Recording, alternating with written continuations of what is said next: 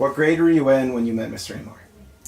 I was actually in the second grade. My older brother, Noel, was in the fourth grade when he had Mr. Aymar, and I had the privilege of meeting him before actually having him as a teacher myself. I have a fond memory of coming to his house when he lived in Montclair with my brother's class, which I'm sure he found annoying, but I thought it was really cool. And then in the fourth grade, I had the privilege of having Mr. Aymar as a teacher myself. How did he change or affect you both then and now?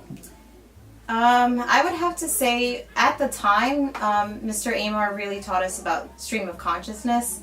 I think when you're in middle school, you really go through a lot of stuff emotionally. It's like a transitional period that I like to call in life. And writing things down was a way to express myself and my feelings, and it really helped me cope. And I think that that lesson has helped me as an adult learn with my feelings, learn that language is a form of expression, and that sometimes self-expression is a form of empowerment. I think that Mr. Aymar was beyond a teacher. He empowered his students, and I believe that that's the legacy that he wanted to leave with everyone that he impacted.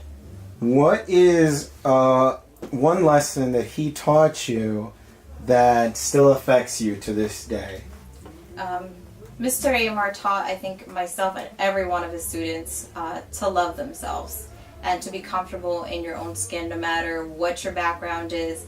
I think that Mr. Aymar was that type of, almost a dad to everyone. He was there for you, and he taught you to love yourself and be proud of yourself for your accomplishments, and also to challenge yourself. And I think that is the major lesson that I've taken from him and that I feel like I still live out today.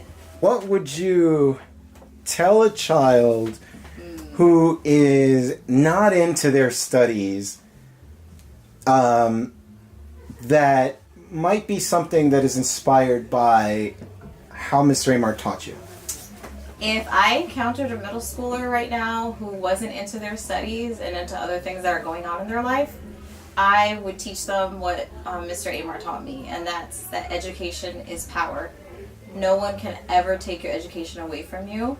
I think that you should try to refocus and do your best in school, because in the long run, you're going to look back at life and you're going to realize that those moments and those lessons that you learned as a child are going to influence you as an adult.